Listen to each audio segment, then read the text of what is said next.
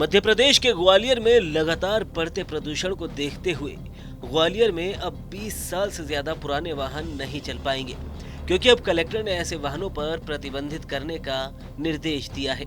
Collector Ruchika Chauhan ने परिवहन विभाग से ऐसे पुराने वाहनों की सूची भी मांगी है जिनमें वाहनों की मैन्युफैक्चरिंग बताई गई हो। देश के प्रदूषित शहरों में एमपी के ग्वालियर शहर का नंबर पिछले कई सालों से लगातार ऊपर चल रहा है। अब इससे निपटने की कोशिशों में प्रशासन जुट गया है।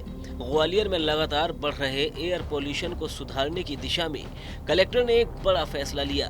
कलेक्टर रुचिका चौहान ने पुराने वाहनों को लेकर परिवहन विभाग को दिशा निर्देश दिए कि अब पूरे जिले में 20 साल से ज्यादा पुराने निजी वाहन और 15 साल से ज्यादा पुराने सरकारी वाहन सड़कों पर दौड़ते नजर नहीं आने चाहिए। सड़कों पर अगर कोई भी ऐसा वाहन दौड़ता पाया गया तो उसे तुरंत जब्त किया जाए। वेहिकुलर एमिशन यानी व्हीकल से जो धुएं का माध्यम से प्रदूषण होता है उसको चेक करने की भी व्यवस्था रहती है। जो डिस्ट्रिक्ट के एनवायरनमेंट प्लान की हम लोग एक तैयारी कर रहे हैं, इसमें सभी पॉइंट्स पर काम कर रहे हैं। तो उसमें एक विषय यही निकल करके आया था कि हमारे यहाँ पे कुछ वाहन ऐसे हैं जो काफ़ी पुराने हैं और पुराने होने की वजह से उनके जो इंजन्स के सिस्टम थे वो काफ़ी पुराने हैं और इसीलिए उनके पोल्यूशन करने की संभावना रहती है। तो इसमें आरटीओ को ये बताया गया है कि हमारे स्टेट की जो पॉलिसी है उसके संबंध में जो निर्देश दिए गए हैं उनको निकालें और जन सामान्य के जानकारी के लिए लेकर आएँ। अगर एडमिनिस्ट्रेशन की तरफ से कोई संयुक्त टीम बनकर उसमें कोई कार्रवाई होनी है तो उसको भी हम लोग टेकअप करेंगे और अन्यथा किस प्रकार से धीरे धीरे उनको फेज आउट किया जा सकता है एज पर द पॉलिसी, इसके ऊपर काम करना प्रारंभ करेंगे। आइए जानते हैं आरटीओ में रजिस्टर्ड वाहनों के आंकड़े। ग्वालियर में करीब 12,53,000 वाहन रजिस्टर्ड है। इनमें 1,33,000 निजी वाहन 20 साल से ज्यादा पुराने हैं। प्रदेश में लगभग 13,50,000 वाहन स्क्रैप कराने लायक है। इनमें 2 पहिया, 3 पहिया और 4 पहिया वाहन भी शामिल हैं। ग्वालियर शहर में बढ़ते प्रदूषण पर अगर जानकारों की माने तो उनका कहना है कि कलेक्टर का यह फैसला स्वागत योग्य है, लेकिन सबसे बड़ी चुनौती सरकारी मशीनरी में लगे कंडम वाहनों को बंद करने की है।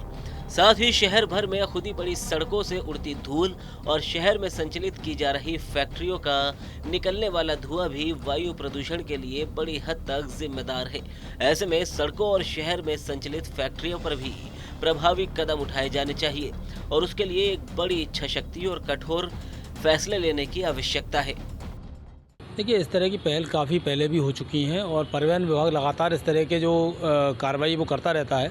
लेकिन क्या सरकारी वाहन जो प्रदूषण फैलाते हैं, ख़ास तौर पर जो अधिकारियों की सेवा में लगे हैं, वो क्या अपना प्रदूषण रोक पाएंगे?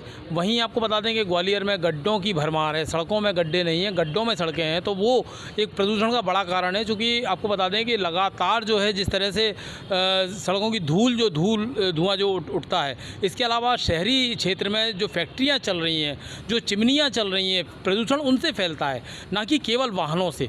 वाहनों के लिए यदि बात की जाए तो इलेक्ट्रिक वाहन आ चुके हैं, तो कहीं ना कहीं लोग इलेक्ट्रिक वाहन की तरफ वो भी हो रहे हैं। लेकिन सबसे अहम बात यहाँ पर ये है कि क्या सरकार या शासन क्या जो रोड के गड्ढे हैं या जो लगातार उड़ती हुई धूल है या फिर जो फैक्ट्री चिमनी जो धुआं छोड़ रही हैं, शहरी क्षेत्र में फैक्ट्री लगी हुई है, घने एरिया में फैक्ट्री लगी, क्या उन पर रोक लगा पाएगा? सबसे बड़ी बात यह है कि जो शहरी क्षेत्र में जिस तरह का प्रदूषण फैल रहा है उसके लिए एक बड़ी इच्छा शक्ति की ज़रूरत है और ज़रूरत है कठोर कदम उठाने की, जो शायद ये सरकार नहीं उठा पाएगी। बहरहाल कलेक्टर की तरफ से दिए गए दिशा निर्देश जल्द अमल में लाने की तैयारी चल रही है। ऐसे में इसका फायदा भी वाहन चालकों को मिलेगा, क्योंकि निजी वाहन स्क्रैप कराने पर रोड टैक्स में 25% की छूट दी जाएगी। वहीं कमर्शियल वाहन पर 15% तक रोड टैक्स में छूट मिलेगी। साथ ही शासन द्वारा अधिकृत स्क्रैप सेंटर पर डिस्पोजल कराने पर भी ये छूट मिल सकती है। अगर शहर के सभी पुराने वाहन जाते हैं तो निश्चित तौर पर शहर के प्रदूषण में कमी जरूर आएगी।